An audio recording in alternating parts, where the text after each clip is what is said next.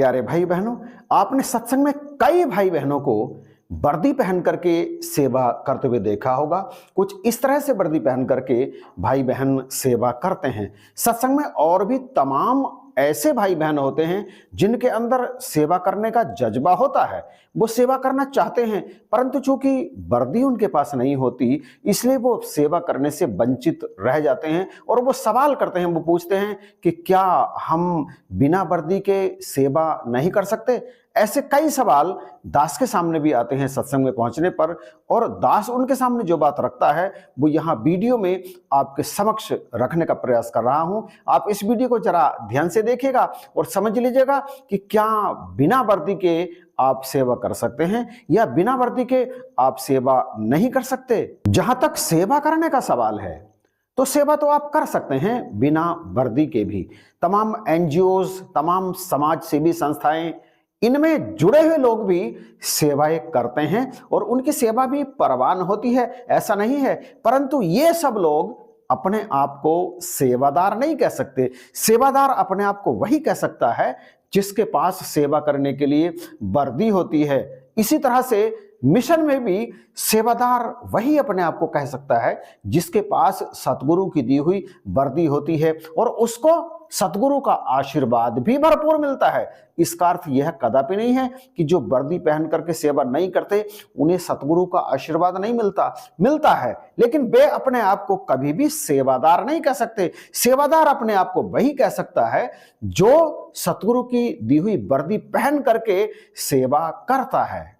एक सेवादार के लिए सतगुरु की दी हुई वर्दी उसका कवच होता है। वो तमाम तरह से सतगुरु की कृपाओं का पात्र बनता है, तमाम तरह से वो वर्दी उसकी भी रक्षा करती है और वर्दी पहनकर सेवा करने में उसे एक विशेष गर्व की अनुभूति होती है और वर्दी पहनने के बाद उसको कई अधिकार सतगुरु की तरफ से प्राप्त हो जाते हैं। जिस तरह से पुलिस होती है, राज्य में पुलिस होती है और केंद्र में पुलिस होती है, जिस तरह से पुलिस को वर्दी पहनने के बाद तमाम अधिकार मिल जाते हैं और वो उन अधिकारों का प्रयोग भी करते हैं, परंतु एक समाज सेवी संस्था और एक एनजीओ से जुड़े हुए तमाम व्यक्ति जो सेवा करते हैं उन्हें वो सब अधिकार नहीं मिलते जो एक वर्दी पहने हुए सिपाही को मिलते हैं। वो वर्दी पहनने के बाद अपने अधिकारों का प्रयोग करता है और इसी तरह से एक सत्संग में वर्दी पहन करके सेवा करने वाले सेवादार के पास भी सतगुरु की तरफ से कई अधिकार उसे प्राप्त हो जाते हैं। वर्दी से ही सेवादार की पहचान होती है। अगर कोई व्यक्ति, भाई या बहन बिना वर्दी के खड़ा है तो उन्हें देखकर आप ये नहीं कह सकते कि ये सतगुरु के सेवादार हैं।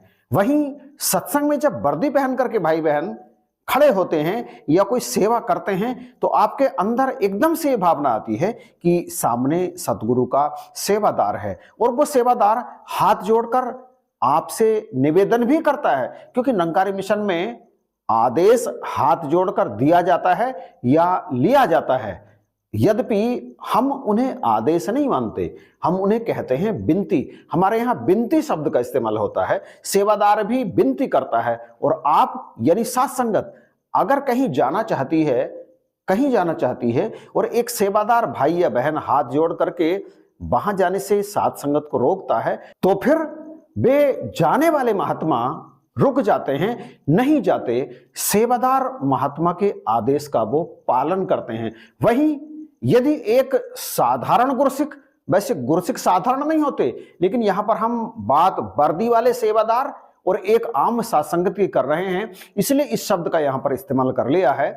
यदि एक साधसंगत का महात्मा कहीं जाना चाहता है और दूसरे साधसंगत का महात्मा उसे वहां जाने से रोकते हैं तो फिर वो एक दूसरे से बात कर सकते हैं। यानी जाने वाला महात्मा ये पूछ सकता है कि मुझे वहां जाने से आप क्यों रोक रहे हैं, कारण क्या है।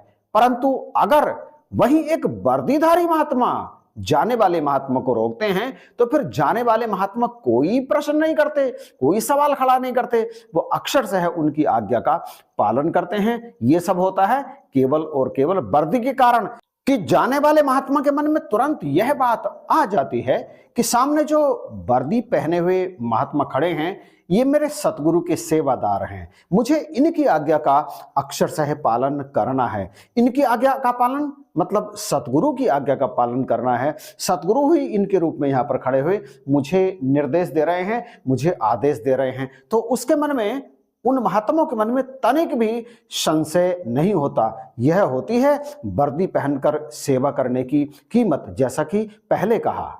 तो यदि आपके मन में भी कभी यह भावना आती है कि आप वर्दी पहन करके सेवा करें, तो आप निश्चित रूप से वर्दी पहन करके सेवा कर सकते हैं। वर्दी कोई बंधन नहीं है, वर्दी एक जिम्मेदारी है कि वर्दी मैंने सदगुरु की कृपा से बना ली, सतगुरु के आदेश उपदेश से मैंने वर्दी बना ली, अब मुझे इस वर्दी का मान रखना है। हाँ, यह एक अलग बात है कि यदि आपके कार्य ऐसे हैं, कोई आप ऐसा काम करते हैं कि आप प्रतिदिन सेवा नहीं कर सकते, तो आप अपने संचालक महात्मा से अथवा अपने शिक्षक महात्मा से आदेश उपदेश ले सकते हैं इस बारे में कि आप उस दिन सेवा के लिए उपलब्ध नहीं हो सकते। तो इतना सब भी चलता है, इतना सब भी चलेगा।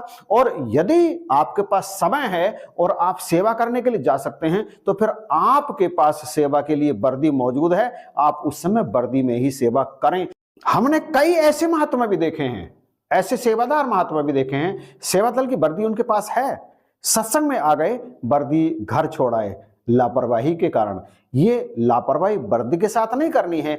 आप जहां भी सत्संग में जाएं, हाँ यह बात एक अलग है कि आपको अचानक सत्संग में जाना पड़ गया, कहीं दूसरी जगह से आप सत्संग में गए हैं और वर्दी आपकी घर पर है, तो फिर आप सत्संग ज्वाइन कीजिए, वर्दी घर पर रखी है, कोई बात नहीं। लेकिन आज यदि आप घर से सत्संग में जा रहे हैं, तो फिर आपके पास आपकी वर्दी होनी चाहिए। आपके शिक्षक, आपके संचालक आपसे पूछ सकते हैं या आपको वर्दी पहन करके कहीं पर ड्यूटी दे सकते हैं। ऐसी स्थिति में आप वर्दी पहनकर सेवा करके सतगुरु की कृपाओं के पात्र बन जाते हैं। और यदि कुछ महात्मा जो बिना वर्दी के सेवा करना चाहते हैं, तो वो बिना वर्दी के भी सेवा कर सकते हैं, अपने भवन में कर सकते हैं, सत्संग स्थल पर कर सकते हैं।